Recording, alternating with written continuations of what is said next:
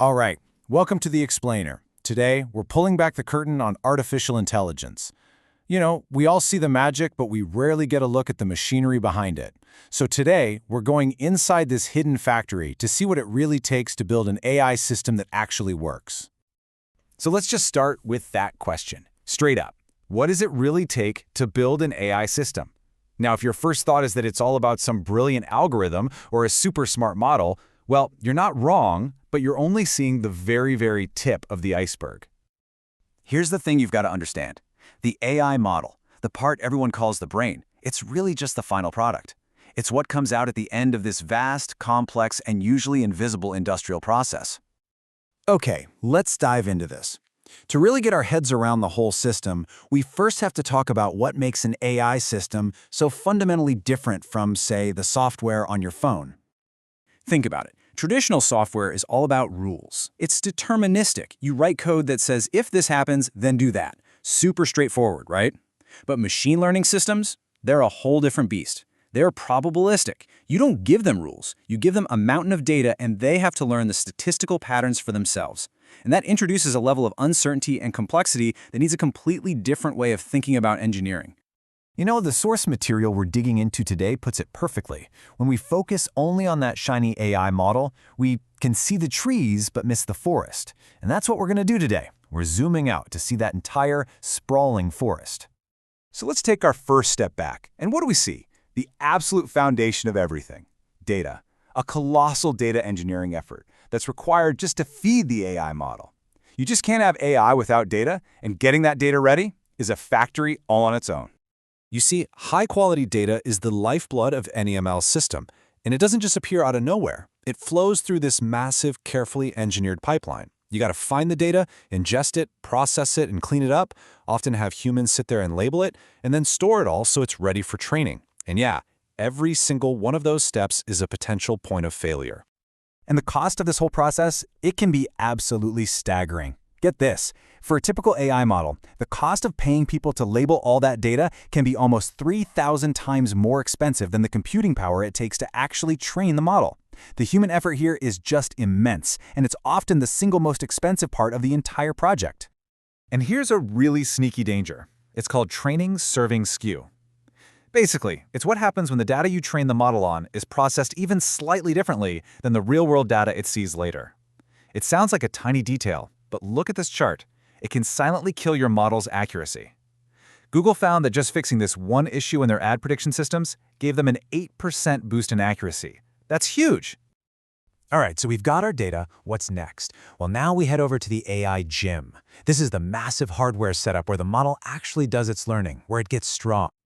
You know, AI has been around for decades, right? But the deep learning revolution we've seen in the last decade or so, that only kicked off when three things finally came together at the perfect time: massive data sets from the internet, brand new algorithms, and a totally new kind of hardware gem to train on. For years, we all rode the wave of Moore's law. CPUs just kept getting faster. But when that started to slow down, innovation had to find a new path. And that path was specialized hardware. Chips like GPUs and TPUs are designed to do the specific kind of math that AI needs, and they're 15 to 30 times faster at it. It's no exaggeration to say today's giant models just wouldn't be possible without them. So our model's been fed with high-quality data. It's been trained in a state-of-the-art gym. It's strong, it's smart, in the lab. But now comes maybe the biggest challenge of all: taking that model out of the clean, perfect lab environment and releasing it into the messy, unpredictable real world. This is where engineers run headfirst into something called the generalization gap, and it's a huge deal. A model might be hitting 99% accuracy on its squeaky clean training data, but then you put it out in the wild, and boom, its performance tanks, maybe down to 75%. Why? Because the real world is always different in a million subtle ways. Closing that gap is one of the toughest problems in all of AI. And this quote right here really brings home the risk. Think about a self-driving car. Its performance can drop without any warning bells. Maybe its ability to spot pedestrians drops from 95% down to 85% just because it's now winter and the lighting is different. The car keeps on driving, it looks fine, but it's become dangerously less safe. And that risk is totally hidden unless you're constantly, systematically monitoring for it. And deploying these things isn't a one-size-fits-all problem either. As you can see here, you've got options. You can run it in the cloud on giant servers. You can run it on a powerful edge device like your phone, or even on a teeny tiny microcontroller. But each one forces you to make a different trade-off between things like speed, how much power it uses, and of course, data privacy. Okay, let's take our final step back. We've seen the data factory, the training gym, the real-world proving grounds. When you put all of these pieces together, what you have isn't just a piece of software.